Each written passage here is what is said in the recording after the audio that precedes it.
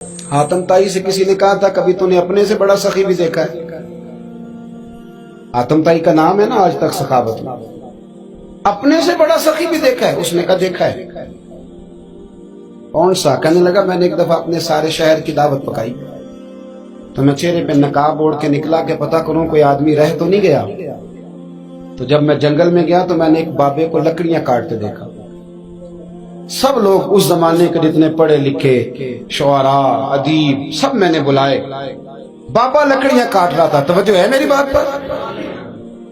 कहते मैं उसके करीब गया, चेहरे पे नकाब था। मैंने कहा बाबा जी आपको नहीं पता आज हातम ताई की दावत है?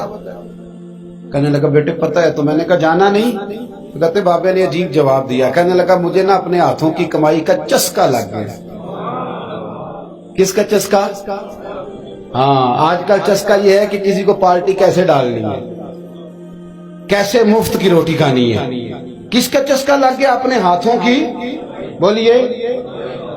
मेरे ना मदरसे में एक लायक बच्चा पढ़ता है, मालदार घराने का था। तो थोड़ी सी ना आपको पता है दौरान तालिब इल्मी हमें भी बड़े बहाने आते थे तो ये चीजें याद आती हैं, तो थोड़ा आगे पीछे होता था। मदरसे में काम हो रहा था तो मैं उसको खिड़की में लेके खड़ा हो गया। मैंने कहा बेटे एक चीज तुझे दिखानी है। जब तेरे सामने भुना हुआ गोश्त रखा जाता है तो नखरे करता है। इधर भी आ एक नजारा देख। मजदूर ना सवेरे 2 रोटियों के बीच अचार रख के लाता है और जब वो दोपहर को खाने लगता है ना मेरे भाई, तो वो अचार उसकी रोटियों को भी लग जाता है, पोने को भी लग जाता है। लेकिन जब दोपहर का वक्त होता है तो मिट्टी से लिथड़े हुए हाथ पहले वो जाके टूटी पे धोता है।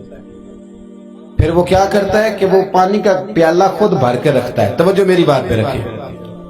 फिर वो जमीन पे बैठता है और जब वो पोना खोलता है ना, कभी उसे खाते हुए देखो, यूं महसूस होता है कि दुनिया की सारी नेमतें इसके सामने पड़ी हुई हैं।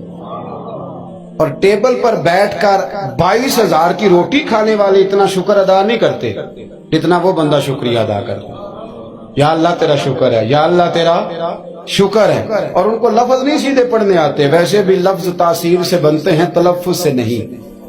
अहले दिल आज भी हैं अहले जुबान से आगे।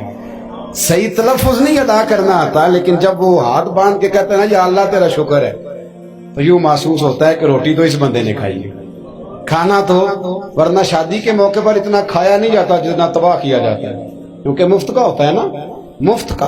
तो याद रखें मेहनत की कमाई एक हुस्न है, एक वकार है। वो जो बंदा 50 लाख रुपया महीने का या साल का कमाता है वो तो देखता भी नहीं बेचारा पैसों को।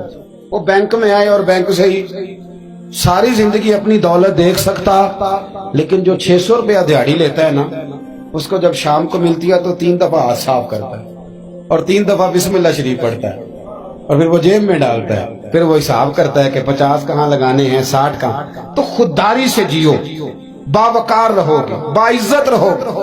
हातम ताई कहते हैं मुझे कहने लगा कि मुझे हाथों की कमाई का चस्का लग गया। अब मुफ्त के दस्तरखान पर मुझे मजा नहीं आता। तो कहते मैं तो बस उसका फिदाई हो गया। जब मैं वापस आने लगा तो उसने मुझे आवाज दी। मैं वापस पलटा तो कहने लगा बेटा आप भी दावत पे जा रहे हैं?